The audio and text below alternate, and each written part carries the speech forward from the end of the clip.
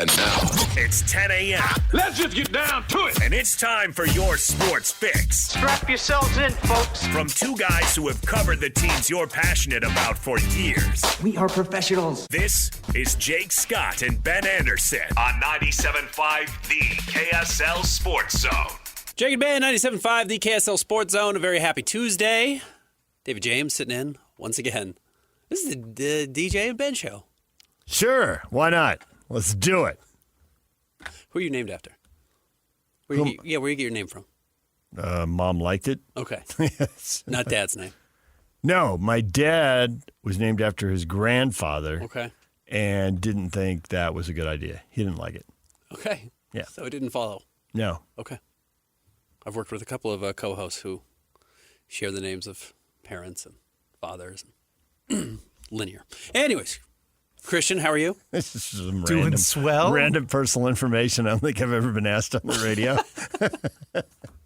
Well, DJ, now sometimes DJ is, obviously you're David James. Uh-huh. Sometimes when it's a DJ or an art, it's, David Jr.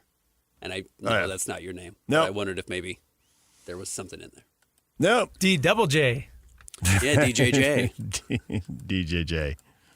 Christian, what's your name origin? Mom liked it. Mom liked it. Same. Shout out to the moms out there. Shout out to Mom. Pacers fall behind 3-2 in the series. Looking hurt. Not looking like they're playing necessarily great basketball. 2-point game in the fourth quarter. They didn't push it over the edge. It did feel a little bit like game one. Like, are they going to do this? Yeah. Are they going to blow a perfectly winnable game? And the answer is no. And I'm curious if the answer is no because they found some level of intestinal fortitude and toughness and they've learned something, or if the answer is no because Halliburton was hurt and he wasn't there to hit the back of the rim and have the ball go 10 feet in the air and drop in. I think there's a realistic path that it's the Thunder growing up. Have grown up. I think the entire, and we were actually talking about this the morning before the game, for all the things we get wrong, it's good to get one right once in a while. And I just thought, look at Jalen Williams. This guy, he's more points, more rebounds, literally every game. Yeah. He was so bad in game one, it absolutely drew my attention. Mm-hmm. And we've all seen players get on the big stage, and some players vastly outperform what their careers suggest they should do. Yep. And others don't really measure up to who you think they ought to be. Yep. And some do a little bit of both. And I thought, okay, so who's this guy?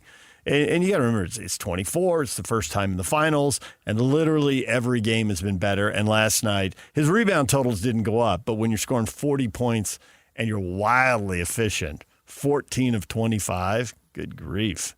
I do believe, and maybe where I have disagreed with some of the Jazz's approach to building this team, that iron sharpens iron, and playing in the biggest moments is when you do find out who your players are. Mm-hmm. And where the Jazz have backed away even from the threat of making play-in tournament games, or not play-in tournament games, in favor of draft picks, which I understand. And maybe, Taylor Hendricks ends up being a good player, and you feel like that was more valuable than learning, especially that first year, how good is Kelly Olynyk in the playoffs? Like, that doesn't matter.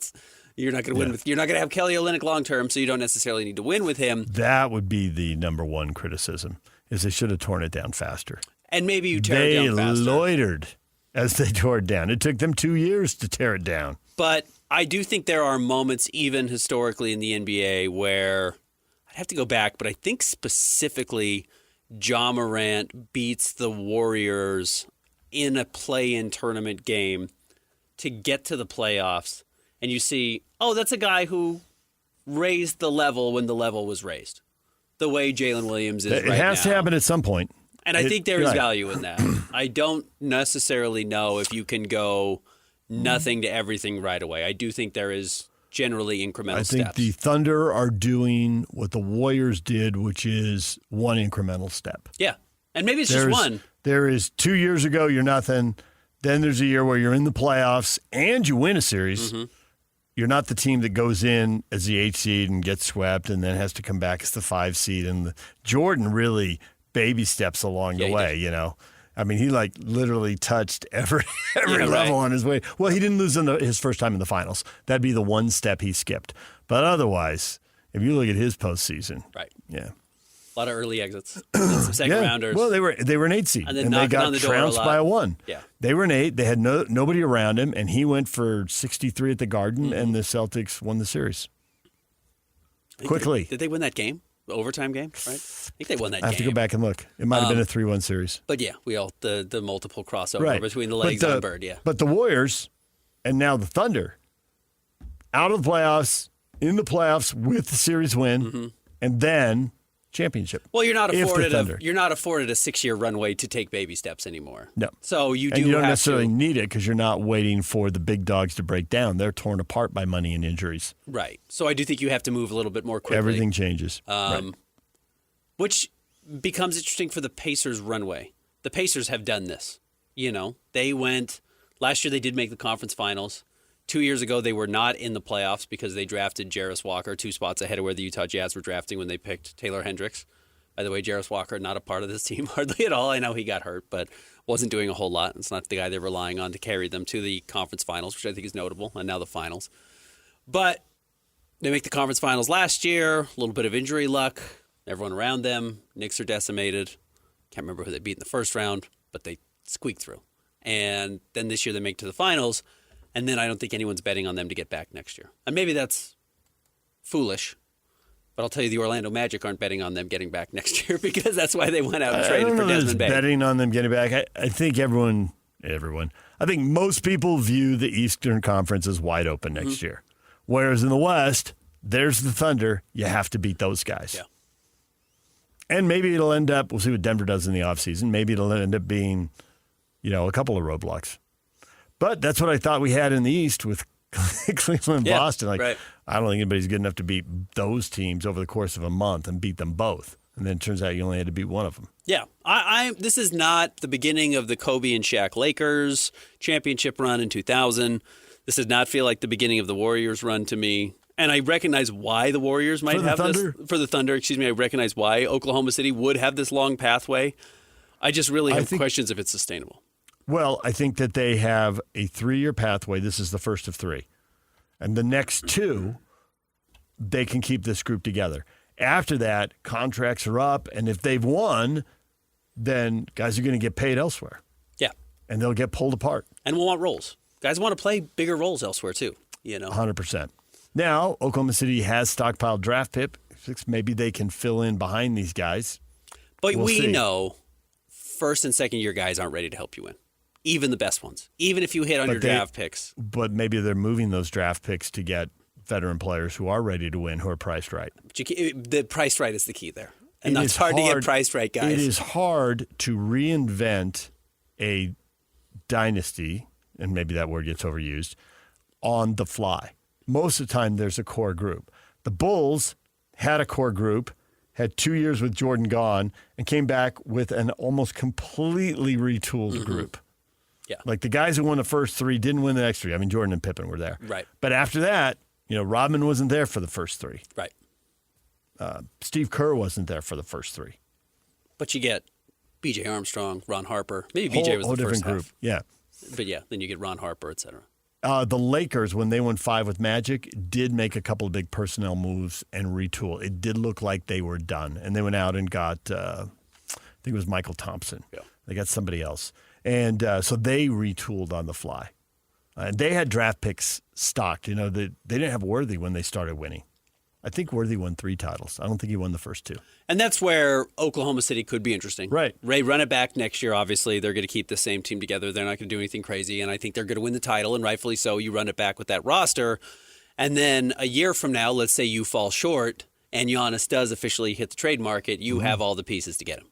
Yeah. You have an expiring who's to say? contract in Isaiah Hartenstein and Yeah. some young player that you feel like, well, Chet was great that 1 year but didn't live up, but still has some potential in all these draft picks. So you're saying there's a chance. There's definitely a chance. Then again, That's all you really have, though, is a chance. I mean, there are no locks. I mean, Jordan was a freak, and he did the 2 3-peats. But you look at LeBron. He had a lot of chances, and he cashed in on 4 of them in very different places and circumstances. Yeah. Did get the 2 back-to-back in Miami. And then look at Tim Duncan, who won 5 times and never went back-to-back. right? Ever. Not even one time. They made I think they only made the finals back-to-back once. And then look at Dallas, where Nowitzki finally figures it out after a decade of just playoff torture. And they decide, we're going to break this up and we're going to reload. And they never come close to reloading. Right. So everybody's got their own script. It is hard to reload on the fly. And I think that's an interesting point of everyone having their own script, because I think when you look at teams who try and emulate other teams, good luck. I honestly was thinking about it this morning. Has anyone ever done it well? Has anyone ever recreated a different championship team in a different market and won? Has anyone ever won with somebody else's formula? Really take the exact same blueprint and just copied it? And I don't know. I don't think so. I don't think so either. There are cultural aspects that have been stolen. Famously, the Spurs and Greg Popovich stole a lot of what Jerry and the Jazz did. Yes. And modeled their team after that. And Jerry West with the Lakers, the Kobe Shaq, there were a lot of parallels to Magic and Kareem. Okay. There were a lot of parallels there. Okay. But that's the same guy, the same GM, and the same organization. So really... No, that's interesting. It's his plan. You've got the dominant center. That's my model. You've got the dominant center who had been to the finals before. Now, Kareem had won one before Magic, but he won it in Milwaukee. Right. But then, yes, but he won it with the same model. Guard. He won it with an elite point guard. He does. He brings in the hot young guard. There was a debate once upon a time, who's the better point guard, Magic or Oscar Robertson? Mm-hmm.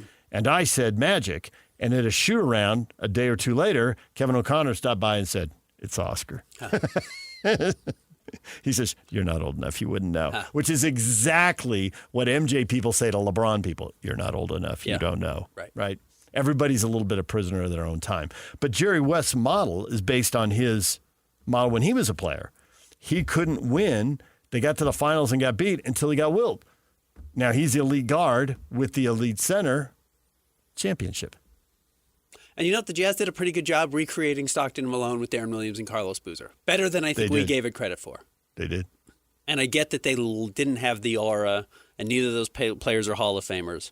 But they didn't have the long run here. But they were extraordinarily effective at their best, with a third guy, not named Jeff Hornacek, but probably Mehmet Okur in that sense, who did some similar stuff. It was a pretty good recreation. But again, that was Frank Layden, Jerry Sloan, Kevin O'Connor, who all come out. I mean, they're basically the same. If you do the coaching tree, front office tree, it's like Jerry West. This is the reason it was recreated, because it's the same people with the same mindset. And the championship that Danny Ainge won came after he had one of the worst rosters in the NBA, and they slipped to 5, and he made some changes. I don't see that happen. But see, I think that Ainge's theory about there's not a plan. There's, the plan is to be opportunistic and wait for the opportunity to present itself. Well, across NBA history, that's what's really happened. Yes. And when the Lakers win the last 2 with Kobe, the weird thing about Kobe's career is he did the least winning in his prime. He won early. Right. Well, of course, they had Shaq. Right. And Kobe was figuring stuff out faster than most people figure stuff out. Right. Maybe that's the SGA. If you're looking for an SGA Kobe thing, that's what they have in common, right? And then at his peak, Kobe's fighting to be the 8th seed. And then later, when he's starting to age and mere mortals might have lost it a little bit, he still had it. And they bring in Gasol, and it's 3 more trips to the final, 1 loss, and 2 victories. Yeah. And then finally his Achilles goes. Yeah. Because Father Time is undefeated. Yeah, Father Time is undefeated, and he played a gazillion minutes. So there are different ways to do it, and I don't know that anybody else missed that much in their prime. And Kobe's prime, the team wasn't they went through coaches because they had the falling out with Phil, and Phil left. They went through other people, and they bring Phil back, and they patch things up. Phil, are you sorry about writing that book about me in the back of the bus? Yeah. That was terrible. Yeah. My gosh. Well, the unwritten code just got thrown out the window because Phil's writing a tell-all book in the back of the team bus. What? How is that acceptable? So I'll be curious to see, coming out of these finals, and what is rumored to be a very busy next week in the NBA, because a week from tomorrow is the NBA draft, and as Brian Windhorst on ESPN had said, he thinks it's going to be an early off-season for the NBA, meaning that a lot of the moves that would generally get made in early July will be made before the draft, a la Kevin Durant necessarily. But isn't that just because players have signed extensions and it's not free agency, it's trades, and Yes. a lot of the trades around the future and the inexpensive player that you get in the draft that you control for 5 years. And Yes, because free That's it. agency is just dead in the NBA. Yeah. You know, we one used team to wait has, for July 1 for free agency, and now it's going to be draft night trades. Move it up a week early. One team has free agency money. It's the Brooklyn Nets. Nobody wants to go play in Brooklyn, so who cares? And no one's hitting free agency. Unless you just want to cash in, unless you just want to Why does no one want to go play in Brooklyn?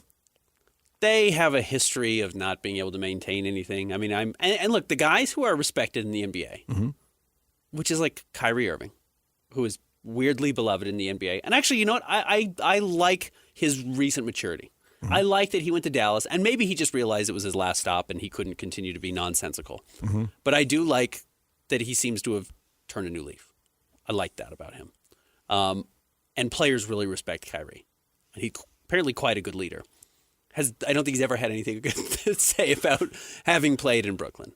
I don't think Kevin Durant feels like he had anything good to say about Brooklyn. I don't think James Harden feels like anything good to say. You've got 3 veterans Yeah. who have come out and told the rest of the NBA, don't do that. Don't do that. Don't go there. Yeah. So if you're Nickeil Alexander-Walker and you hit free agency and you've never truly cashed in and you want to get your $30 million contract, 30 is probably high for him, but he's a good player in the NBA. Maybe you go sign for 20 in Brooklyn, a la George Hill signing with the Sacramento Kings. So you hold your nose and take the money. And then you hope you get traded a year later, right? I mean, that's exactly what George Hill did. The Jazz weren't going to give him as much money as he wanted because he had a bad toe. So he signed in Sacramento and got traded to Cleveland a year later to go play with LeBron. And that's not a bad pathway if you can grin and bear it for a year in Brooklyn. And you know Brooklyn's not going to be close to winning, so your contract's going to be worth trading. Ben, for $20 million, what could you grin and bear? Where wouldn't I live? Right? Yeah. There's a couple places. No, I don't believe you. There's a couple places right now I wouldn't be willing to go for $20 million. For $20 million. $20 million, yeah. There's For $20 million. There's a couple places on the planet, I'm saying. Oh, not on the in the planet. U.S. Yes. Oh, I was in the U.S. I was in the U.S. Okay. Yeah. Internationally, a couple Okay, places. if you don't want to throw yourself into the middle of some place where there's a lot of violence and death and there's bombings and I get that. Yeah, if you don't want to go to a war. Right. But Okay. US? Now I've got you. Yeah, I was like, where are you not going to? of course, Like you're not going to Buffalo?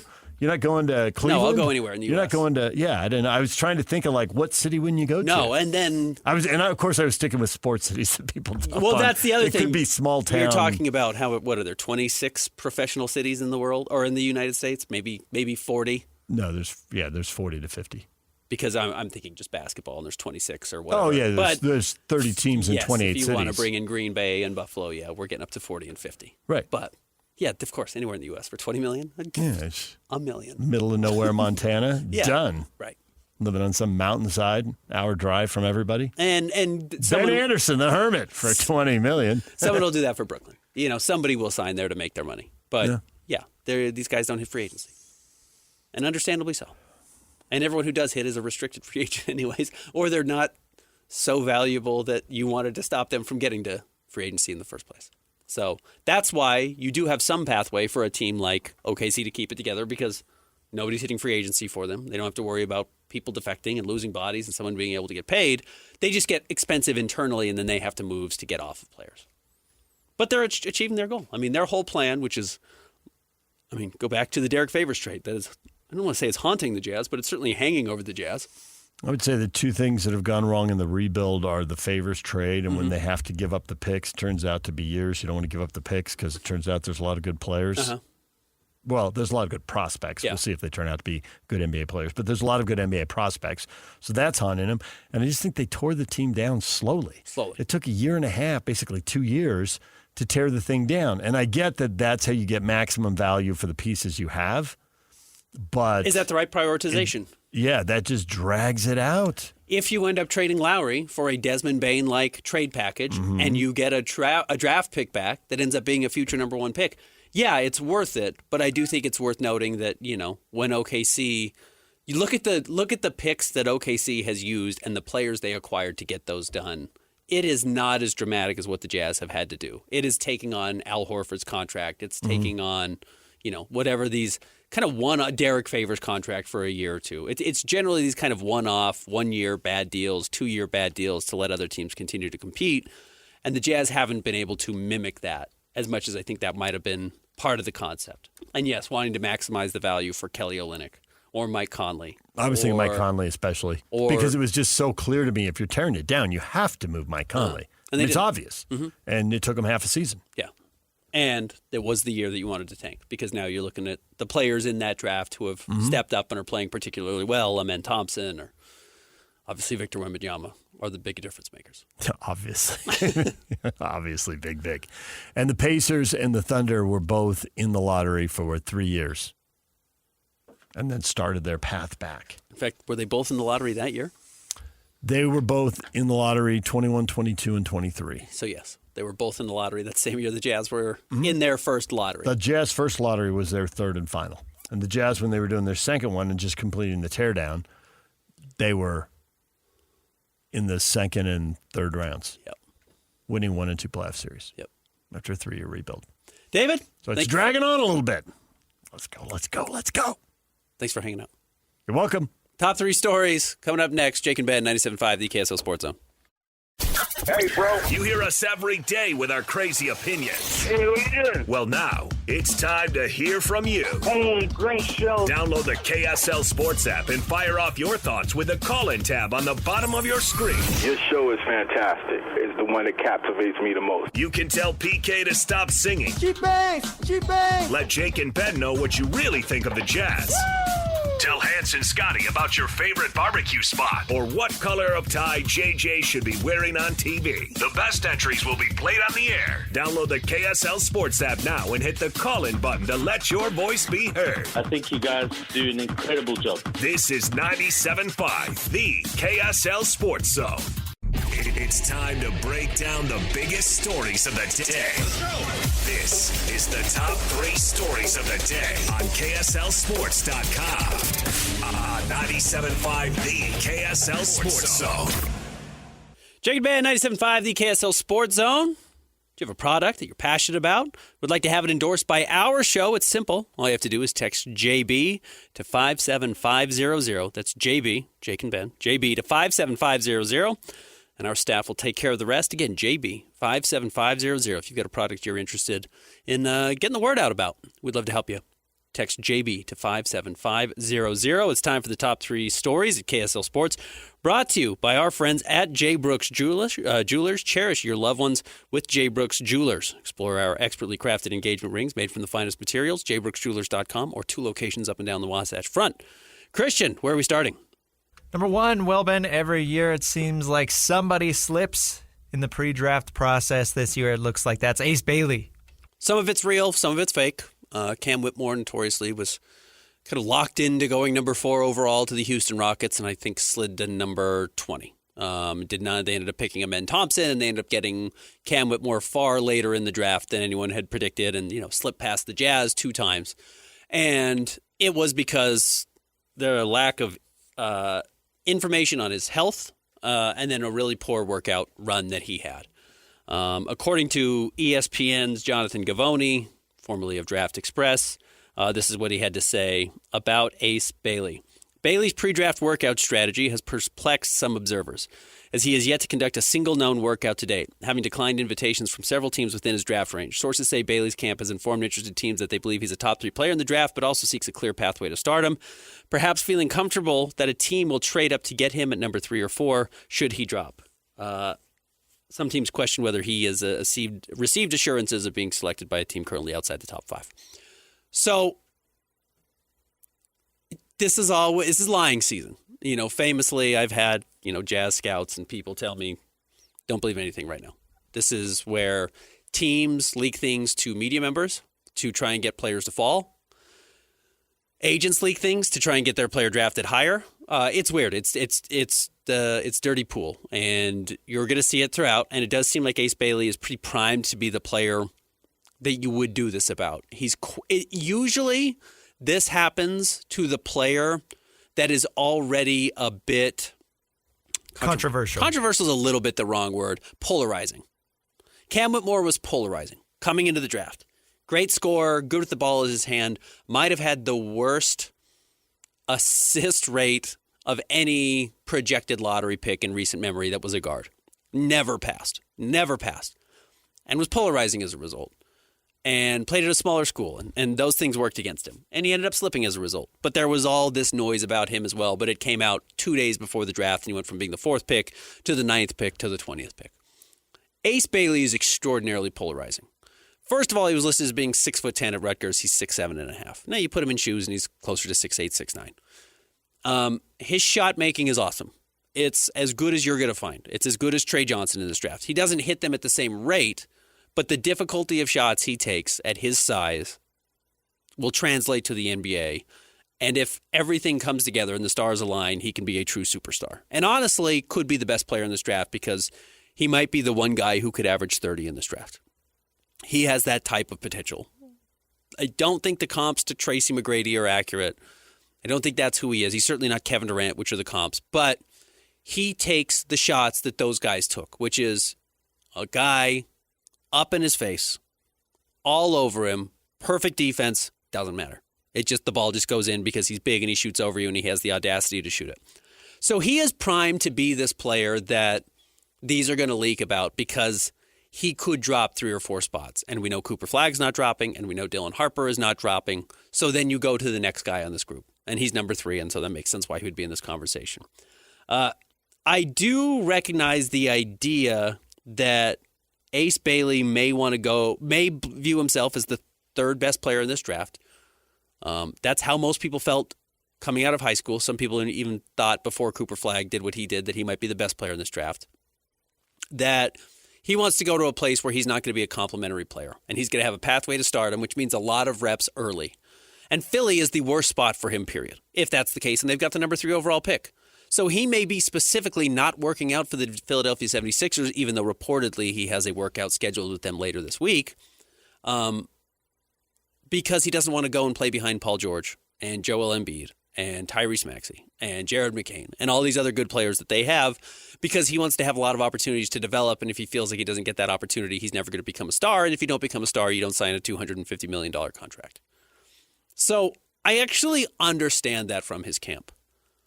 I would also tell anyone listening, and there's a couple of pathways we can go here. First of all, workouts are fickle. I have attended a lot of workouts. Jazz don't let you attend them anymore. Maybe this is the reason. But, and then by saying attending workouts, we get to go and see the last couple of minutes and then talk to the players and talk to the Jazz scouts. I remember specifically Anthony Simons working out for the Jazz. And the report I was told at the time was that it was one of the worst workouts the Jazz had seen. He was uninterested. He was lazy. He had his hands on his knees the whole time. He was not going through it with any energy, any excitement. He goes to the Portland Trail Blazers in the 20s. He's still in the NBA, and he signed a $100 million contract. Like, okay, he had a bad day. Well, whatever. Who knows? I don't know why he didn't work hard when he was here in Salt Lake City. Maybe he was in Indiana the night before, or maybe he was in Denver the night before, or maybe he was in Portland the night before and had a hell of a workout, and then just didn't have it the next day, or maybe he was under the weather, or I don't know. But if you're gonna base a player's future entirely off of a single draft workout or lack of a draft workout, it's bad work. That's a bad way to approach it. Now, if you get a guy in and he's an idiot and he's awful and he's full of personality red flags, I think that's one thing. From what I've heard, that's not the case with Ace Bailey. I think he's very young. I think there might be some immaturity there. I think he might be getting bad advice. I think he might have been getting bad advice coming out of high school, hence going to Rutgers for the money instead of trying to go to a place that's actually going to display what type of player he could be in the NBA as opposed to playing in a wide open circus of a program like what we saw at Rutgers last year that did let him do whatever he wanted to do, sometimes with a lack of restraint that may have hurt him. And that might be a flaw with how he's chosen, and you hope that doesn't follow him to the NBA. If you're an NBA team, though, I think you better believe, especially if you're a bad NBA team, who's going to be drafting a top 5 pick, and top 5 picks are going to have egos because they've already made $2 million, if not more, coming into the NBA, that you can control these guys, and you can put them on the right track, and you can develop success in them. So if you're the Utah Jazz at number 5 and you say, we don't think we have the ability to break that horse and train him, then you might have the wrong people there. And here's the thing, I don't think the Jazz feel that way about themselves. There are guys the Jazz would pass on if they had enough red flags, certainly. And you should. You have to know what you're willing to put up with. But if you want a star and you think Ace Bailey can be a star and you think it's just going to be about working with his personality and developing him and growing him into, a model NBA player and putting him around enough other guys where he can learn how to play the right way, great. You take a swing on that guy. So if I were a Jazz fan right now and Danny Ainge and Justin Zanuck and now Austin Ainge have Ace Bailey at 3 or 4 on their board, and he's there at 5, you have to draft him. I don't care if he slips. I don't care if he didn't work out for Philly. You know what might be a green flag in all of this that people aren't talking about? Maybe he doesn't want to work out for the Charlotte Hornets. Neither do I. The Charlotte Hornets are awful. It's an awful organization. They take good players, they take interesting players, and they ruin them. And if he says the worst thing that could possibly happen for me, and maybe this is his agent being smart, is going to a place like Charlotte where they will let you do whatever you want, which is what they did with LaMelo Ball. And it hasn't worked out in the slightest. He's talented. I don't know how much better he is today than the day he stepped into the NBA outside of the fact that he's been playing against better players. Without any real guidance, without any real red tape and restraint that puts you in a spot to being a winning player. And yeah, you get paid, but it doesn't matter. And maybe Ace Bailey's team is looking at number 4 and saying, we're not working out there. Yeah, that's in our draft range. We're not working out there. And we're not working out at 2 because the Spurs aren't going to take us, and we're not working out at 1 because Dallas has taken Cooper Flagg, the obvious number 1 overall pick. So we're looking at 3 at Philly, which doesn't have a pathway to me to being a star. And 4, I'm looking at Charlotte, and I don't want to go to Charlotte. So he hasn't worked out as a top 4 with the top 4 teams, and he views himself as a top 3 player. There's actually a little bit more logic to this than I think has been explained in some of these articles. Now, if you're Utah, do you want to bring him in? Sure. Do I promise you the Jazz are going to get a phone call with him? Of course they will. Marcus Smart didn't come work out in Utah. Quinn Snyder told us 5 years later when Marcus Smart won Defensive Player of the Year over Rudy Gobert, he talked to Marcus Smart for 3 or 4 hours the night before the draft, just to get a feel for him. Said he loved him. And the Jazz would have taken him. They just thought Dante Exum was better. So, it's lying season. There's a lot of smoke out there. If you think Ace Bailey's the best player in the draft, who cares if you worked him out? You've watched him since he was 15 years old. You watched him play against juniors, seniors, under 18, Olympic qualifiers, et cetera, all this stuff, all these tournaments, all American tournaments, every single game at Rutgers, and more. You've talked to him at the Combine. If you're comfortable drafting him, I don't care if he works out for you. All right, what's next? Number 2, big weekend for BYU and Utah. We got a couple of 5-star prospects coming to visit. Notably, Ryder Lyons joining or visiting BYU, a 5-star quarterback, and apparently intrigued by the idea of BYU being quarterback university historically, and rightfully so. BYU has done a great job with quarterbacks, including having number 2 overall pick in the last decade in Zach Wilson, and an opportunity to step in and probably start right away soon in the coming future for Ryder Lyons. And then Utah, perhaps more surprising here. I don't know, Christian, what do you think? Felix, is it Ojo? The Huffman that was on with DJ and PK this morning was saying Ojo. Ojo. Felix Ojo, the number 2 recruit in the state of Texas. Top 10 recruit overall in the country. A tackle coming to visit the University of Utah, which by itself is probably a good get. I would not expect Utah to get the top tackle coming out of the state of Texas. Now, if I want to give you a pathway how, it's that Utah is going to have potentially 2 first-round draft picks at tackle this year. They say, look at what our offensive line coach can do. Look at how good Harding's been historically. He turned these guys into first-round picks. He's going to turn you into the number 1 overall pick because everyone wants a tackle and you're the guy. And by the way, you're going to start your freshman season because Fano and Lomo are gone. It's due diligence. Yeah. So that's come all in. it is. Yeah, come in. Check the spot. I don't think you're limited on official visits anymore. Maybe I'm wrong. You can correct me if I'm wrong. Not my area of expertise at the moment. But also, Utah's going to have $4 million to pay this kid, plus whatever NIL you can get, because you can justify it as the top tackle in the country or one of the top 2 tackles in the country. So that's where it's interesting. Am I betting on him to join Utah? No. Sometimes, though, the guy who takes the weird outlier visit, you say, why would he go there? There's actually general interest there. It's why any quarterback prospect, they visit with USC because Kiffin has put guys in the NFL, and that's what Utah's doing. That's why every DB prospect visits Utah. It's what they do. They are putting guys in the NFL at this position. So, yeah, if this kid's ultimate goal is to go play in the NFL, go to the school that's been producing NFL-level offensive linemen. Yeah, and why, if you're a quarterback, you should visit BYU. They've shown that they have, A, the ability to get you to the NFL, and B, the ability to pay you. And that's what these kids are looking for right now. I'd love to see them both. I'd love to see them both land up in our state. I'd love to see the fourth-ranked quarterback in the class end up at BYU. I'd love to see the top or second-ranked tackle in the class end up at Utah. It would be fun to see both of these teams start to get in on more of those players, these five-star players, going forward. All right, number 3. Number 3, back to the NBA Finals. OKC has Indiana on the ropes. Unfortunately, if this ends in 6, I think we might all say the Pacers were who we thought they were. And that's not accurate at all. Nobody thought the Pacers were going to win 2 games in the NBA Finals this year. Nobody thought that the Pacers were going to be up in the fourth quarter of Game 4 at home with a chance to take a 3-1 lead and put all the pressure on Oklahoma City to win 3 straight to close out the series. So I want to make sure we give the Pacers their due, that they are so far batting above what was expected for where they were coming into the season, even after a conference finals run last year. And they are a cool team, and they're a fun team, and they're a team full of very likable players. There's not a villain. Maybe in this series overall, I could see Lou Dort developing to a villain if we get fatigue of the Oklahoma City Thunder because they're at the top of the NBA for the next 3 or 4 seasons, and he has some dirty fouls or some physical fouls or somebody gets hurt. You mean like the Draymond Green heel type? Exactly right. There's not really a heel in this series. I don't think there is. I like all the players on the Pacers. TJ McConnell could develop into that. Alex Caruso could develop into that. But truthfully, those seem like very likable players. Dort is a very likable player, and they all have fun stories. And they're not publicly villains, which I don't, by the way, Draymond Green wanting to be a public villain is good for the NBA. It's not maybe good for Rudy Gobert, but it's good for the NBA, and it draws attention to the league. And maybe actually these teams could use a little bit more spice.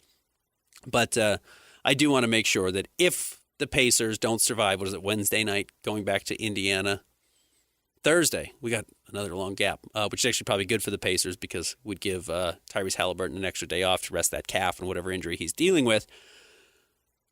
But I hope we can hold them in some high regard where rings matter. It's what everyone's chasing. It's why the Jazz are doing what they're doing right now. But rings culture has also ruined the ability to celebrate the also-rans that were also great teams. And this is a very fun Pacers team. This is a Pacers team that everybody was picking OKC in 4 or 5 games. Right. So they had a chance legitimately for a knockout punch in Game 4 to go up 3-1 and just didn't get it done. And then lost Game 5 in OKC. And you know what? Put up a better fight in OKC than I expected last night, period. I mean, it was a 2-point game with 6 minutes to go in the fourth quarter. And the Thunder go on a 5-0 run, get it back to 8, and then explodes to 15 in no time, which is what the Pacers or what the Thunder can do. The Thunder have that ability to turn you over, get transition baskets, and change the game quickly. So I hope the Pacers win Game 6. I hope we get a Game 7 and put all the pressure back on OKC and see how they respond. They have not failed in those areas yet this season. All right. When we come back, we'll continue to break down the wide world of sports. We will talk about the Thunder coming up at 11:05. Andre Schultz is going to join us. He covers the Thunder for The Athletic. What is their pathway looking like? And then very excited, 11:30, Katie Benzan, the new general manager for the Salt Lake City Stars, is going to join us. I think the youngest general manager in the G League. So she's going to join us coming up, breaking down what her new role is and then actually how she factors in with the Jazz in the draft as well. Stick around. More Jake and Ben, 97.5, the KSL Sports Zone. Who's got it better than us? Nobody! Your home for the best sports coverage in Utah. You're listening to Jake Scott and Ben Anderson on 97.5, the KSL Sports Zone. Jake and Ben, 97.5, the KSL Sports Zone. Very happy to Tuesday to everybody out there. Hey, coming up tomorrow, Jake Scott going to be back on the show, making his triumphant return after Lloyd suspended him for 7 straight shows. What did he call you? I can't believe he called you that. No, Jake's been on vacation. Excited to have him back. Usually he does this after the draft, but Forced vacation. Yeah, but he did this one after the draft. You know what? I'm fascinated more and more as I read into this Ace Bailey story of not working out with teams. Again, it's like, is he not working out with the San Antonio Spurs? Maybe. And the Spurs probably want to bring him in. Like, you should do your due diligence, right?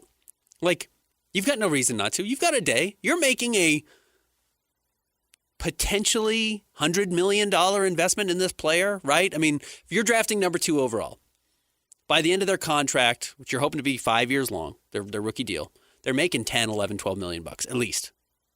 So you're talking about 5 years, $50, $60 million. You're already committed at that point.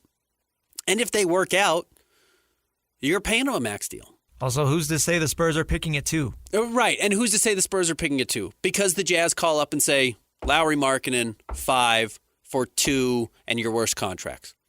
Call it a day. And at the very least, again, the Spurs should do their due diligence and say, well, that's interesting.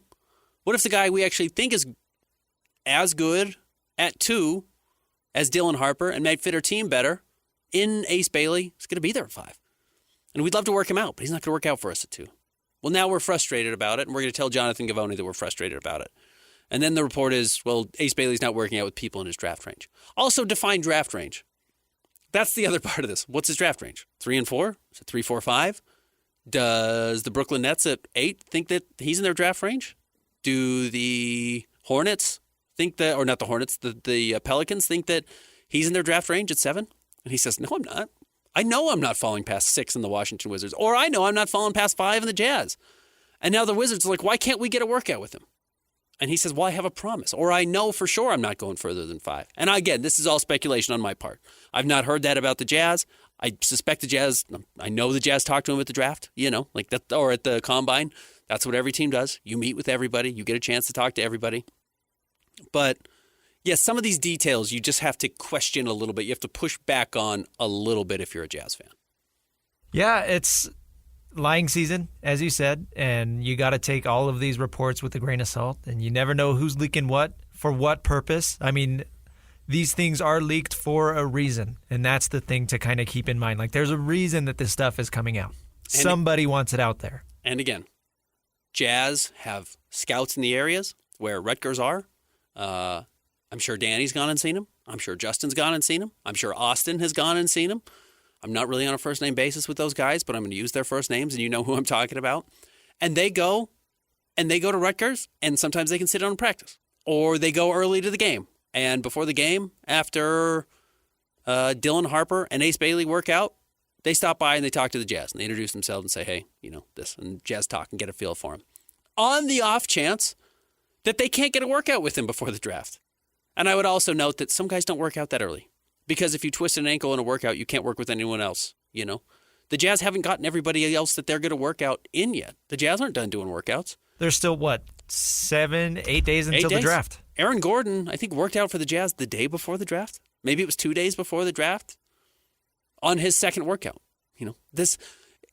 I'm not sure anything we're seeing with Ace Bailey is actually unique, other than it's just being reported right now. And as you said, somebody always has to fall. And this year, this cycle, it's just Ace Bailey that's been chosen as the guy. And I still think he's going to go in the top 4. I still don't think he's going to be on the board for the Jazz at 5. But if he is and the Jazz like him, I think they'll take him. Win Ticket Wednesday tomorrow. Win big every Wednesday on the KSL Sports Zone. This Wednesday, win tickets to Monster Jam, the World Finals, coming up July 4th and 5th at Rice-Eccles Stadium. Don't miss the biggest Monster Jam event of the year, with the finals coming to Utah for the first time. Tickets are on sale now at Ticketmaster.com. Listen to the KSL Sports Zone all day Wednesday for your chance to win. I've seen Monster Jam. I've seen it over at Delta Center. It's a smaller arena. I would bet going up to Rice-Eccles and having a football field would be incredible. Hatch is saying he's going to be there, not celebrating either not celebrating our country on July 4th or celebrating it with monster trucks, which might be the best way to do it. Bring your own monster truck. About as American as you can get. That's about as American as you can get right now. I'm pretty into that. So anyways, tomorrow we're going to be giving away tickets to the Monster Jam World Finals coming up at Rice-Eccles. All right, when we come back, we will continue to talk about the NBA and the Oklahoma City Thunder. Andre Schultz is going to join us breaking down what he's seen from OKC on the verge of a championship and what does their future look like. Plus, they've got a draft pick, so they've got a lot going on. We'll talk about that. Coming up next, stick around. Jake and Ben, 97.5, the KSL Sports Zone. The sports you love, the teams you can't live without. Get a sense of urgency! This is Jake Scott and Ben Anderson on 97.5, the KSL Sports Zone. Jake and Ben, 97.5, the KSL Sports Zone. Nominate the youth sports volunteer that you know for the Hercules Hero of the Week. Submit your nomination at kslsports.com/contests. And listen every Thursday afternoon to JJ and Alex for the winner. Help us celebrate the efforts of those volunteers making an impact with the Hercules Hero of the Week, sponsored by Hercules First Federal Credit Union and Beehive Meals. We're hoping to talk to Andre Schlecht coming up here momentarily. He covers the Thunder for The Athletic, runs their podcast as well, covering the entire NBA. So excited to catch up with Andre potentially here in the next few moments as the Thunder go up 3-2 on the Indiana Pacers. And while these two teams are very different, I do think there are trends you can pull from some of them that we will see duplicated, replicated, mimicked in the NBA going forward. And I do think it is a more even distribution of your finances across your roster to have depth over exclusively star power at the top. So I think that is going to be something that you're going to see in the NBA over the next 4 years, 5 years, and maybe going into this offseason. Sounds like we won't be able to catch up with Andre, so we'll have to try another time with him. But I don't think you're necessarily going to, and this is where I think this gets really interesting for the Oklahoma City Thunder, invest exclusively at the top and then hope to fill out your roster with salary minimum players, minimum salary veterans who are ring chasing. There will still be those players. You know, Jeff Green signed with the Utah Jazz because the Jazz were good and didn't really have a lot of options elsewhere, and they thought they were going to give him an opportunity to play. It didn't work out, obviously, with Jeff Green, but you know, we've seen it across the league for a long time. Now you are seeing teams maybe invest in their top player, give him a max, super max, whatever you have to. Shai Gilgeous-Alexander's worth it. You know, Tyrese Halliburton's worth his max contract. Pascal Siakam's worth a max contract. The hard part for OKC going forward is they are about to pay both Jalen Williams and Chet Holmgren. Both of those guys were drafted in the same year, so they're not staggered at all in when they get paid. And they are running out of time on their rookie contracts. And they're going to get paid, and because they have reached certain levels, they're going to get huge money. And they're going to get max contracts. And all of a sudden, you're going to have 3 max contracts at the top of your roster, which will hurt your depth. And they are a smaller market team. And maybe the owner will be willing to go into the luxury tax and over the tax aprons to keep the roster together for some time. But one of the things that I think is important to remember, and where this is different, Christian, than in years past, is that no longer is it just what's your stomach for paying the luxury tax. That's not the only damages you incur. You know, Joe Lacob, for the Golden State Warriors, was fine just paying $500 million for his rosters. He didn't care. The Warriors were winning lots of money or lots of championships. They were getting more expensive. There was the repeater tax, which is not really something you hear talked about anymore because it's not the most punitive assault that you get when you're over the first and second tax apron. Now, if you're over the second tax apron for so many times over a 4-year period, which is what happens when you sign multiple players to max contracts, and then you have Alex Caruso on a $20 million deal, or you have Isaiah Hartenstein on a $20 million deal, or you're going to have to pay Case and Wallace coming up here. All of these things that have allowed them to become a championship team. Once you are over the second apron for so many years consecutively, or on average over so many years, you start losing the value of your draft picks. Your own draft picks fall to the 30th pick in the draft. You can no longer sign those players. Second, it changes your ability to sign guys to veteran minimum contracts based on what they made in years past. You can't just get the guy who takes a huge discount to come and join your team. The league starts stepping in to prevent those types of things, so you can't continue to backfill your roster and backfill your roster and backfill your roster. Also, it makes it basically impossible to make trades. It's why the Suns are going to have a hard time trading Kevin Durant, and why they can say, well, we want to get the absolute max that we can for him, and they can't, because you can't take back a single penny more than he makes, and they can't aggregate salaries to trade him, meaning they can't include, any other even good young players with Kevin Durant to get off of his contract to get somebody back who makes similar money and maybe a little bit more. They can't do that anymore. Or if you're trying to offload a bad contract for whatever cost, $20 million, $30 million, $5 million, it doesn't matter. You can't say, well, we want to get a $7 million player back, so we're going to combine the $5 million deal and a $2 million deal to take 7 back. You can't aggregate contracts once you're over the apron, the second salary cap apron, and that will come for the Oklahoma City Thunder. It inevitably just has to, because they're going to pay these guys, and the league has a much harder salary cap. It's not a true salary cap. It's not a hard cap, but it's harder than it once was. And it will limit teams like OKC to be able to keep this roster together for 3, 4, 5 years, which is why I'm skeptical that this is the beginning of a dynasty, even though it might be a run of a team that can win 2 or 3 titles. It's the cost of getting good. Yeah. And hopefully, in the Thunder's case, for them, it works out and they get a title or 2 or maybe even 3 out of it, because you talk about championship windows, but once you enter that second apron, that's it. And you kind of have to cut ties after that and get back out of it. So I did always think the dynasty talk was a bit premature anyways, because they hadn't won anything yet. I know they're currently on the brink of winning a title, so we'll see what happens there. But this is what the NBA wants. They want to get rid of these super teams, and having 3 players on max deals, that's a super team. And don't get me wrong, what happened with Jason Tatum is awful. Right? The torn Achilles is the worst injury you can have in the NBA amongst injuries that players come back from. Of course, back, knee problems that are persistent are major and worse. But if you have the Achilles and it keeps you out for a year and then it takes you a year to get back, all of those things are extraordinarily difficult. It also puts the Celtics in a weirdly advantageous situation where they can pull the plug and close the championship window before they hit that run of being over the second apron too many years, where it hamstrings them and their ability to retool and rebuild. So they can now pull the plug essentially on next season, lose a Drew Holiday, lose a Kristaps Porzingis, take it easy with Jaylen Brown, make the playoffs or don't make the playoffs. Who cares? You know why you're not making the playoffs if you don't. You lost your best player to an Achilles injury. And you won a title a year and a half ago at that point. So you're still dealing with some equity that you've got, right? You've got championship equity, and you can let that coast for a while. And when Jason Tatum comes back, if Jaylen Brown's there, you're still going to be good, and those guys are very highly paid, but you only have 2 players on max contracts. And now you have the ability to go out and rebuild around them and retool without risking being over the tax apron for too many years and triggering all these different penalties that teams like OKC, now the Suns have certainly incurred, the Warriors have incurred, that you are trying to avoid running into.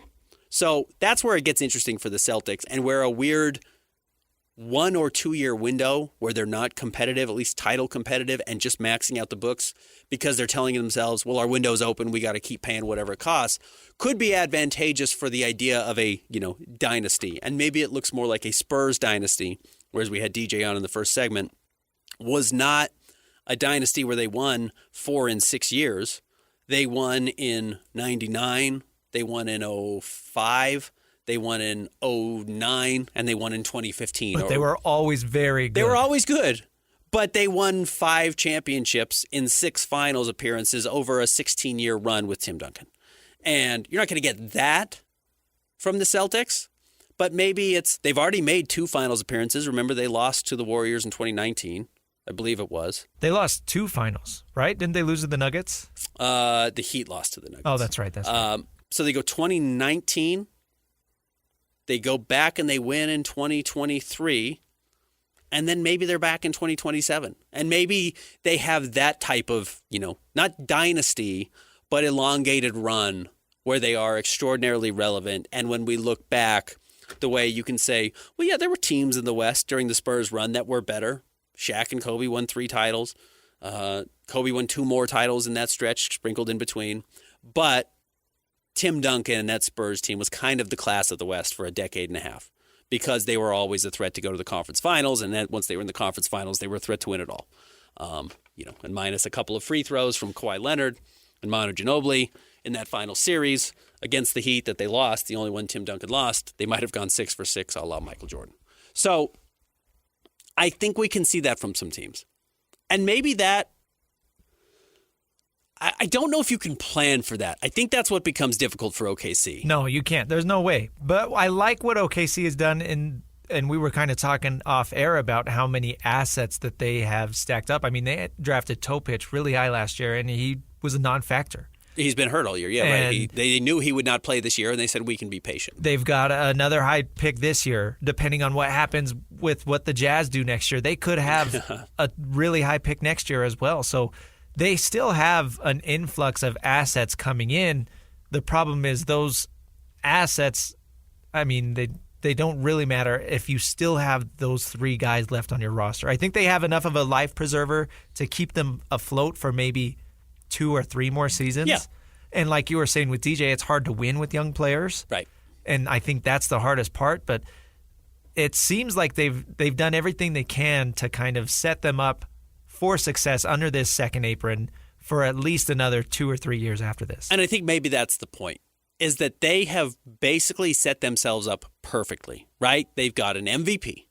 They've got 2 great young players that they drafted that are on team control because they're going to hit restricted free agency to sign their max contracts. In fact, I think they already have. That will keep them in OKC. They have all these future draft assets. Even if you lose Caruso and you lose Dort, you've still got guys like Wallace and all these other guys that they've drafted. They've hit all of their draft picks, it seems like. You can step up and backfill with some of those guys. The flaw is the system still doesn't allow that to stay together permanently because you're going to lose Caruso and you're going to lose Hartenstein. At some point, they're going to get too expensive. Or you're going to lose Case and Wallace and Aaron Wiggins, these other guys who have stepped up and played the 6th guy, 7th guy, 8th guy that have stepped in on this roster. And then you're betting on your draft picks to step up and fill those roles. And as Austin Ainge said, and I think very astutely on DJ and PK 2 weeks ago, right after he got hired, it's like baseball. The absolute best drafter in the NBA hits 350, and the player that's borderline out of the league is hitting 250. Now, I know those are old stats. We don't use batting average anymore in baseball, but, you hit 300, you're going to be in the league forever. You hit 200, you're at the Mendoza line, and you're probably not sticking around. You have to hit on a certain amount of draft picks. And if averages catch up to OKC, and they don't hit on, they've got the 15th pick and the 24th pick this year. They've got picks next year. If you have a lull where you don't get a Case and Wallace, now the nice thing is that they are drafting 15th. Or, I think they drafted Case and Wallace 10th overall. The higher you draft, the better you have an opportunity. They're not in the late 20s, which is where a lot of these teams run into issues, where they're trying to backfill with Jacques Vaughn, which is what the Jazz tried to do, and actually had some success drafting guys in the 20s that could step in and help their championship teams. But when you try and do that for too long, you make mistakes. And you just have a lower success rate there. That's just math. The hit rate doesn't work. Drafting in the 30s, if it was a good spot, everyone would want to draft in the 30s. No one wants to draft there because it's not a good pick. Inevitably, and probably sooner than we recognize, just because we've been conditioned for NBA teams having 6, 7, 8-year runs, it will catch up to OKC. And it will come apart. And that doesn't mean it's going to be a disaster or these guys aren't going to like each other. I think they like each other. I think it's a fun team to root for. I think Daigneault seems to have the right approach and the right attitude and the right personality to continue to run this team for a while. But it will catch up to them. And so I'm curious to see how this works because they might be the first team, assuming they stay healthy, and that's where it disqualifies the Celtics, I think, that really has to figure out, can you build a dynasty in the new NBA and how do you navigate that? And nobody has ever maybe been more set up or better set up to maintain a championship window, even with restrictions than where the Thunder are right now because of the control they have over their players and because of the draft picks. And like I said, I still don't know if it's possible. And it's going to take really impressive work from their front office to keep it together. Yeah, and I think that going back to like blueprints and stuff, that's where it gets interesting too, and not just the on-the-court product, what are they doing to win, how will other teams try to emulate that, but how will other teams try to emulate these front office decisions and see all of this other stuff outside of what's actually played and seeing how they navigate. They're kind of the test subject or the lab rat, for this Apron. Yeah. They're 100% the test subject, and if it was anybody, maybe the Celtics were there already, and it would have been fascinating to see what the Celtics would have done had they repeated. Because they were earlier. Right. A couple years earlier. But had they won again, they were going to get expensive quicker than the Thunder are going to get because Kristaps is already up in the $40 million range and Drew Holiday's up in that range as well. And Derek White's gotten paid. And I think Jaylen Brown and Jason Tatum are 2 of the 5 highest paid players in the NBA right now. They're already getting paid. So what would they have done? Would they turn their back on their championship roster out of fear of the second Apron? We did see reports even before Tatum was hurt that they were thinking about shopping Kristaps and Drew Holiday. Right, that this offseason was going to be tenuous for the Celtics regardless of what was going to happen. And also when Wick Grousbeck, their former owner who's in the process of selling the team right now, probably one of the reasons why he wanted to sell the team when he did is he realized this window's not just shutting, it's going to slam shut. And it's going to smash your fingers if they're still out there. So you've got to be careful to get out when you can get out. And I think that's why he chose to sell it when he did. And then the next governor and the next ownership group was going to have to come in and make those difficult decisions. OKC's probably going to face something similar. I don't think they're going to change ownership. Then again, when's the best time to sell a product? When it's at its best. Sell high. Sell high. And the Thunder are never going to be higher than this. The Thunder bought low. Really low. Moved. Now they're in a weird market, which I have been told. I've not been to OKC or been to Oklahoma City. I've been told it's the worst market in the NBA. It's the most boring town. It's a little bit of a weird environment inside the building, kind of, even though loud, notorious for at times piping in false sound into their building to keep it hyped up. Weird ownership historically, though good front offices, good head coaching. Traditionally, they've done a good job there, especially with their latest hire. But maybe this is a situation where an owner decides, hey, I don't want to keep trying to do this. I did this. I bought the team to do this one thing. I wanted to win a title. I wanted to show I could win a title, and now I want somebody else to have an opportunity on the ride. And maybe you try and sell then. I don't expect that to happen. But when you're talking about teams that are worth $3 to $6 billion and the getting is good, and if you believe there's a bubble right now, which I think some owners in the NBA believe there is a bubble, a la Mark Cuban selling the Dallas Mavericks when he did, and maybe Wick Grousbeck selling the Boston Celtics when he did, thinks these teams are at an all-time high. I don't know if this is sustainable, and also it's going to get really expensive for me to run this team. Maybe I sell now and I cash out and I live the rest of my life however I want with my $4, $5, $6, $7 billion. Maybe that happens. And then anytime there's that type of shakeup, as we've seen with the Utah Jazz, it takes a while for everything to settle. Yeah, and I guess you never know what the rest of the league is going to do, right? Like we just saw with the Timberwolves and how big of a mess that sale was and that transaction. So if you have what looks like a really solid roster and you're bringing in titles and, you're a businessman, you're all about making money, there is no better time to make money. And you also only set the bar for so long. Great teams in the NBA set the bar and everyone comes to meet it. And that's everywhere in sports, The most famous example is Tiger. Now, Tiger set such a high bar so far ahead of everybody else in golf because he worked out and because he hit more audacious shots and because he was more talented than everybody else and came in at a younger age doing it than we'd kind of historically seen. That it took 10 years for the league to catch up, for PGA to catch up. And then once they did, they caught up. And everyone hit the ball farther and took the types of gutsy shots and had the same preparation. And, Tiger just had so much natural skill on top of his hard work that it stayed together for a while. But then the injuries caught up to him. The same thing will happen to the Thunder, right? You set a new bar. As we are seeing with the Pacers right now, the bar is not so far ahead of the rest of the world. I mean, they needed a Game 7 to beat the Nuggets. They are not so far ahead of everybody else that they are going to be uncatchable by teams that make a tweak or two.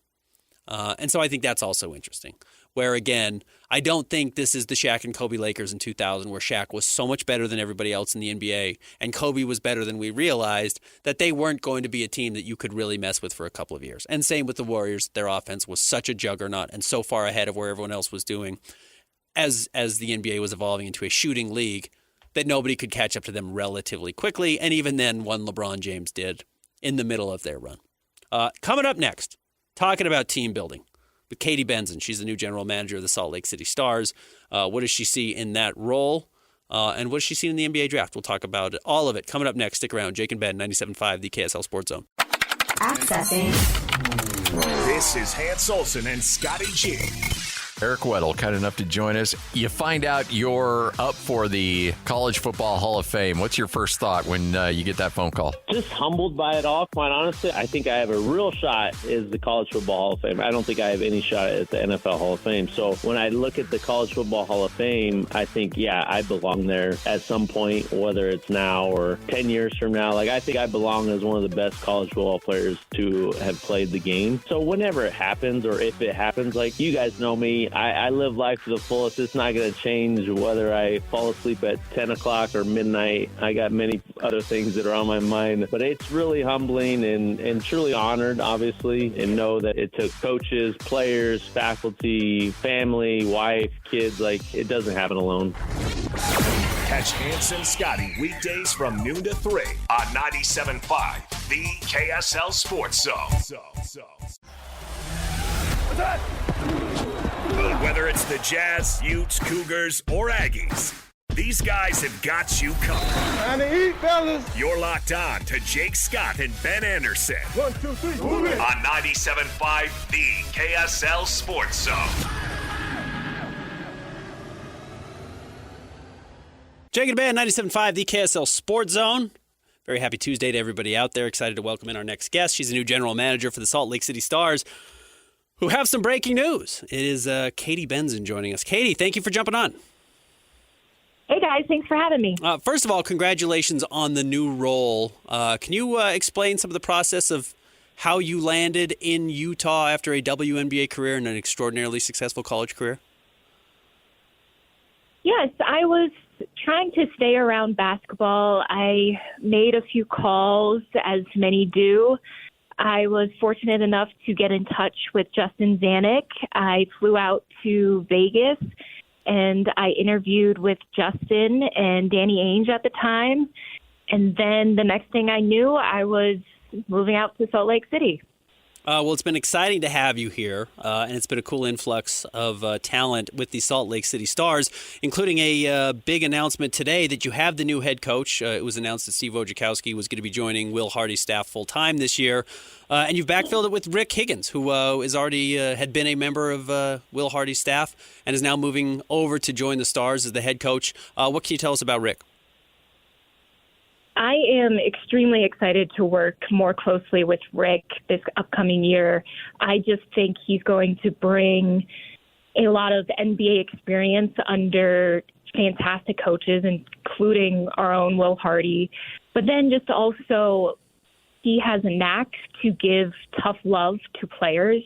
And I just like how he can balance encouraging players to continue to grow and improve, but also keeping them accountable as they work on their weaknesses or how they try to strive to improve their game to reach that next step of their journey, wherever that may be.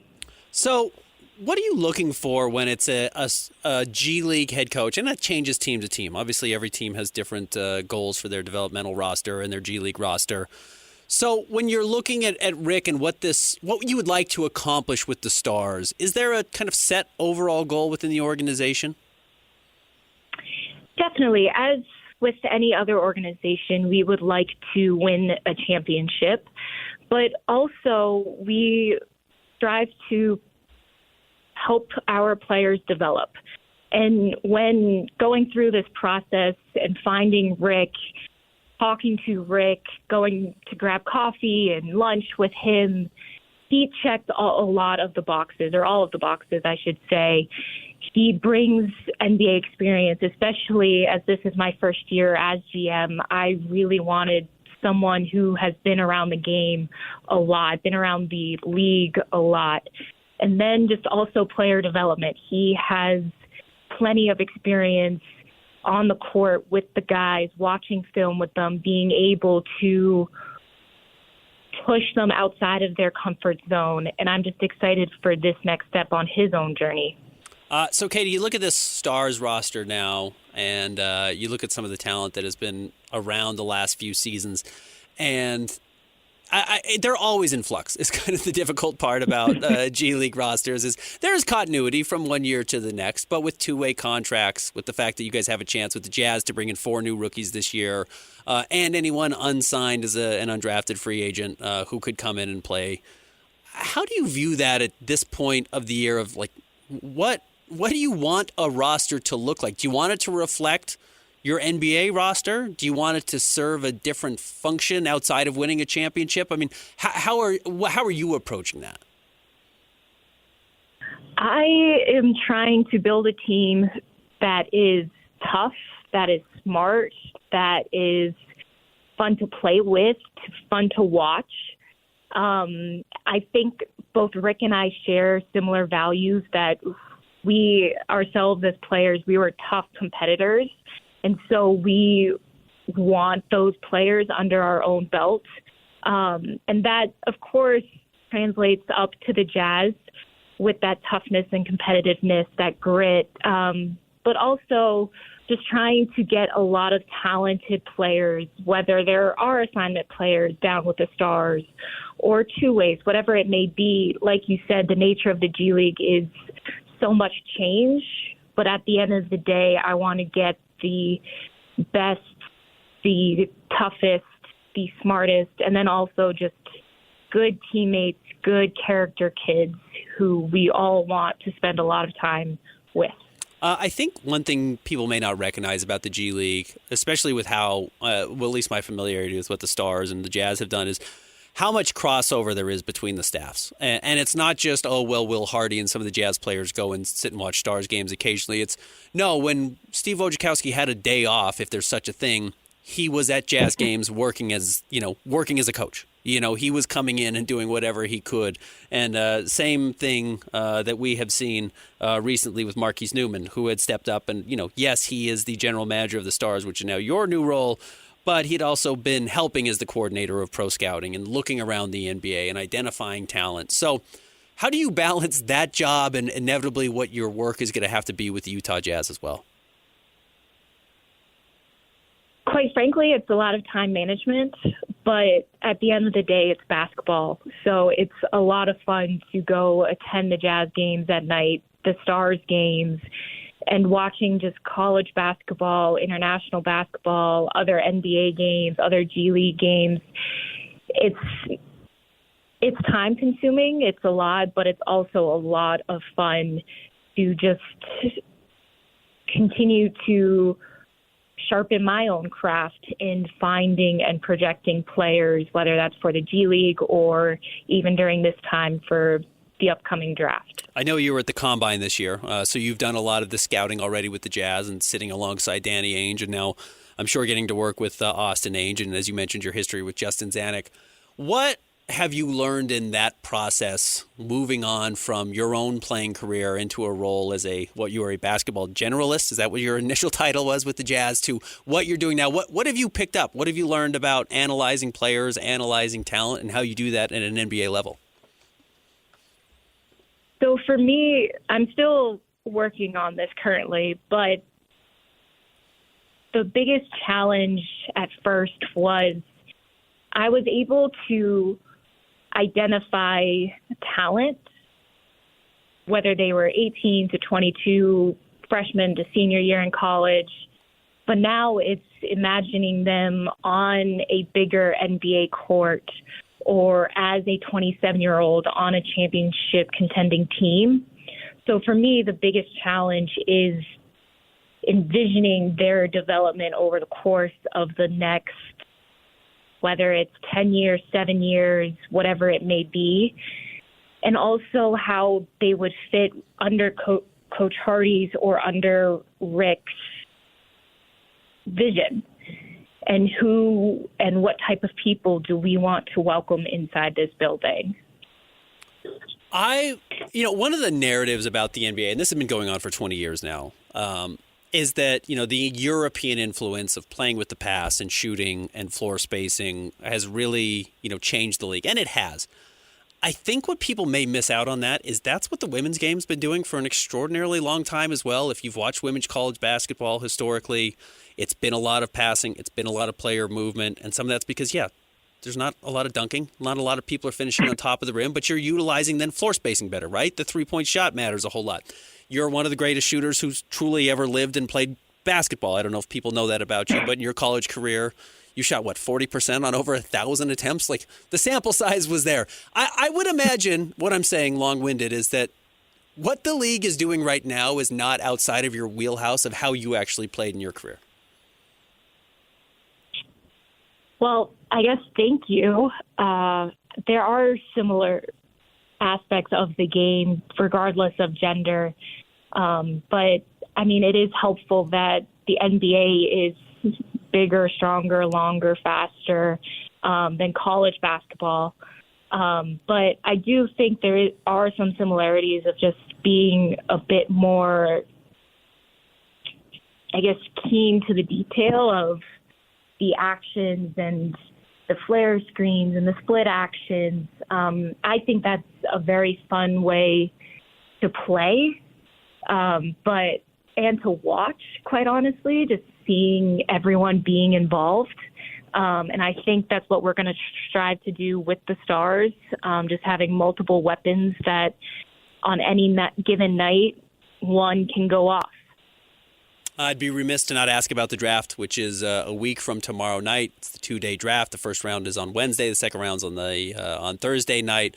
The Jazz have 4 picks: the 5th pick, the 21st pick, the 43rd pick, and the 53rd pick. Internally, how is the organization feeling about the draft? How are they feeling about the depth of the draft and the 5th overall pick? We are excited for next week. We can't wait for it to come. Katie, we appreciate you jumping on. Already answering questions like a pro. Good luck in your new role and with Coach Rick Higgins, and congratulations. Thank you so much.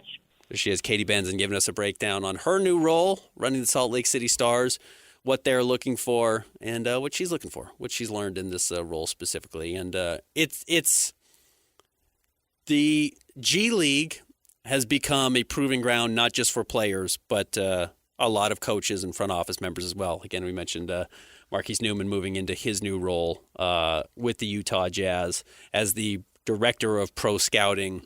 He's been the general manager for the Stars, and he's been, looking around the NBA, and he looks around pros everywhere to make sure that the Jazz know who they think they could come in and help them. But sometimes they have to start with the Stars, and that's players on the court.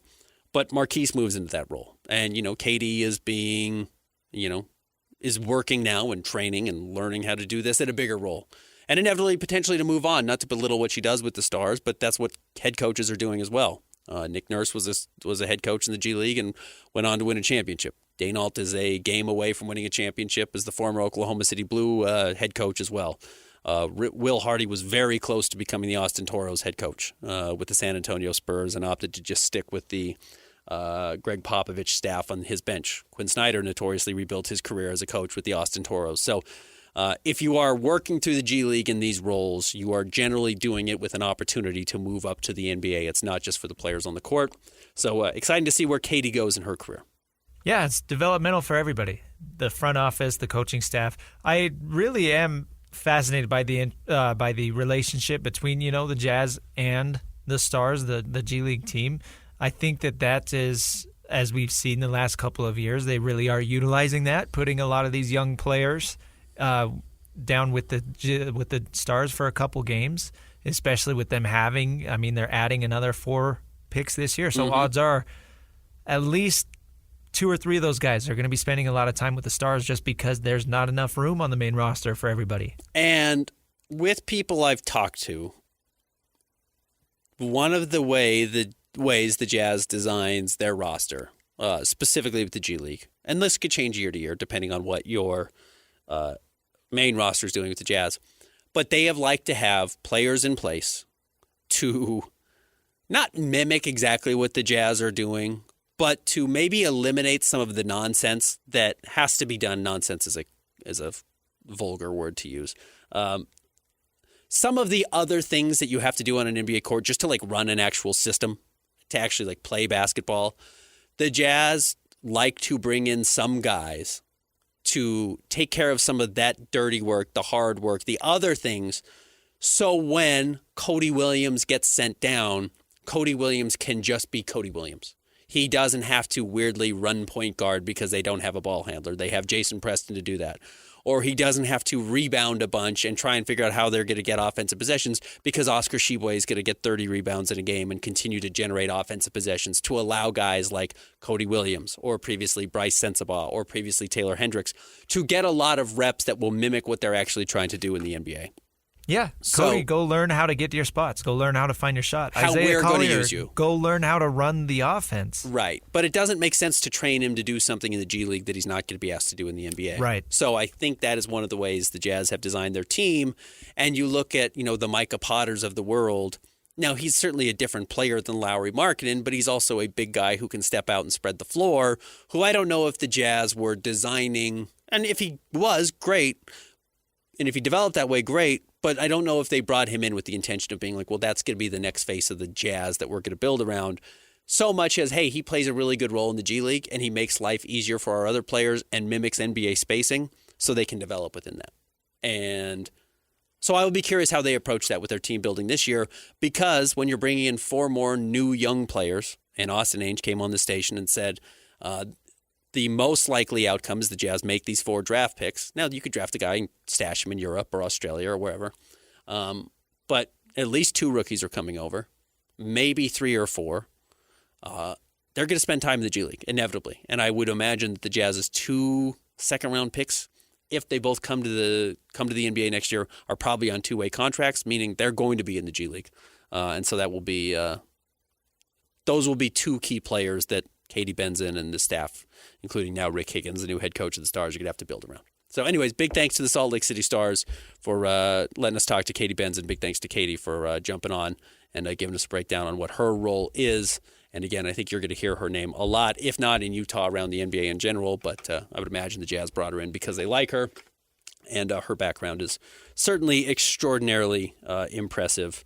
She played 3 years at Harvard before she transferred to Maryland, which Maryland is one of the premier women's basketball programs in the country, and then went on to play for the Washington Mystics in the WNBA. So thanks for Katie jumping on and the Stars setting that up.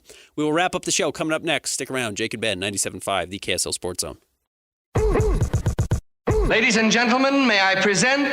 This is JJ and Alex. So now Phil Steele's doing the, I've got 3 people tied at first place. Don't you love these? And he's got BYU and TCU tied for 7th. Oh, BYU fan just drove off the freeway. Very middle of the conference. Tied for first at the very top of the conference. Iowa State, Baylor, also tied at first. The University of Utah. I can't totally knock this list. The place where you're going to get the biggest flip, I think, is that TCU, Texas Tech, BYU middle of the conference. I think that's exactly right. I think Texas Tech, TCU, BYU could finish 1, 2, 3. Sure. Do you have a problem with him putting Utah at number 1? Okay, what was the problem last year for the Utes? Was it their defense? Nope, it was the offense. No, their defense was amazing. Their offense, they had 7 rushing touchdowns total. Can Devin Dampier, with the same offensive coordinator he had success last year with, they were the 4th best offense in the country. At New Mexico. Catch JJ and Alex afternoons from 3 to 6. Presented by G2G Bars on 97.5, the KSL Sports Zone. Who's got it better than us? Your home for the best sports coverage in Utah. You're listening to Jake Scott and Ben Anderson on 97.5, the KSL Sports Zone. Jake and Ben, 97.5, the KSL Sports Zone. Happy Tuesday to everybody out there. The segment's brought to you by Peach Doors and Windows. Amazing home transformations begin with Peach Doors and Windows, where 5-star reviews are the norm. Call them today for your free in-home estimate, 801-566-1255. Go check them out online, peachbuildingproducts.com. We do have a trade in the NBA during the break, and an interesting trade, particularly for 2 reasons. One, the Indiana Pacers are involved, which, if you've not been paying attention, they have other things going on. They are currently in the NBA Finals and facing elimination. But they are trading their first-round draft pick this year, owed to them via the Pascal Siakam trade. It's not actually their own pick, but they are trading it, the pick that they own, to the New Orleans Pelicans to get their own pick next year. So the Pacers own the 23rd pick in this year's draft. They are trading it to get the rights to their own pick back next season. And the Pelicans do this. Well, the Pacers do this so they don't have to add more salary to their roster this offseason, guaranteed.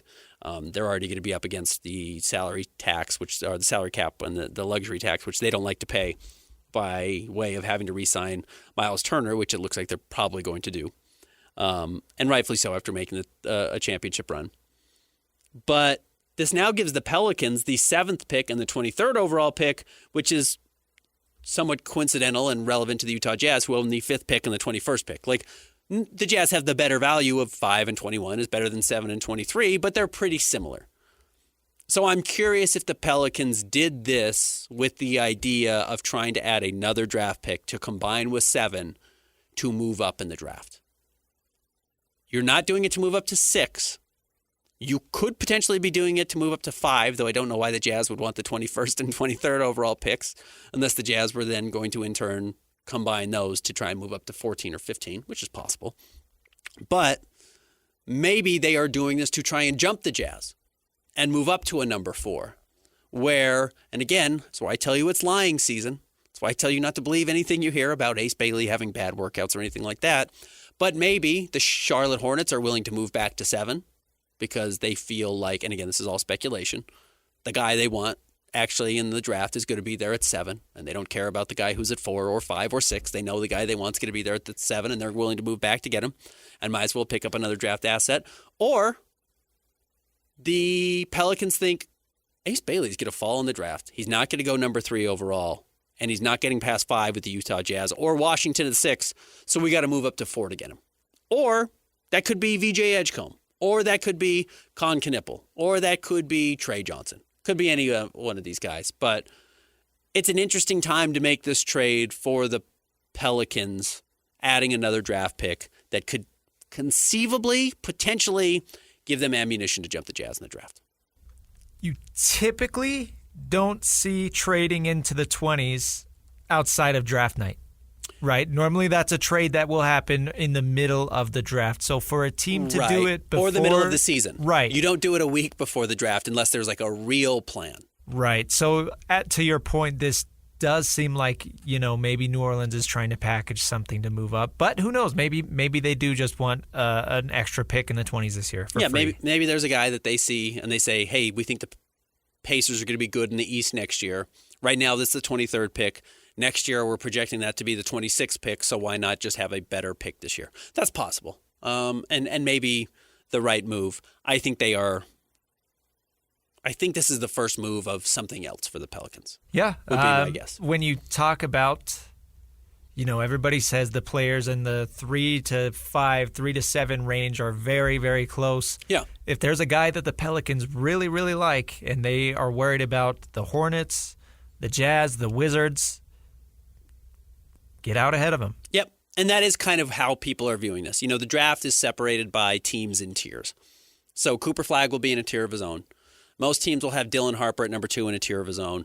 And then the next tier will be VJ Edgecombe, Ace Bailey, Trey Johnson, Con Knipple, maybe Jeremiah Fierce.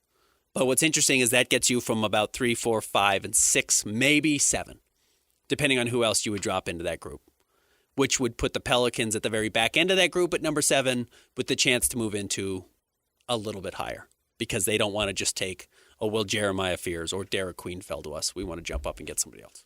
Anyways, this is that time of year for all these teams, and it's why you've got to keep an eye on where the Utah Jazz are sitting at number 5 overall.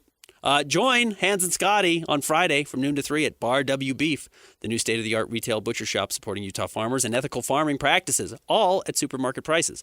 That's Bar W Beef, only in Nephi, coming up on Friday with Hans and Scotty. Christian, big thanks for all your help as always, but really over the last 7 shows without Jake. Jake is expected to be back next week, assuming flights work out well. What did I say, next week? I mean tomorrow. He's going to be back tomorrow, assuming his flight works out. So excited to have Jake back. Appreciate everybody who has stepped in and filled in and helped out. While Jake's been out, the show will feel somewhat back to normal tomorrow when we return. Hans and Scotty coming up next, 97.5, the KSL Sports Zone.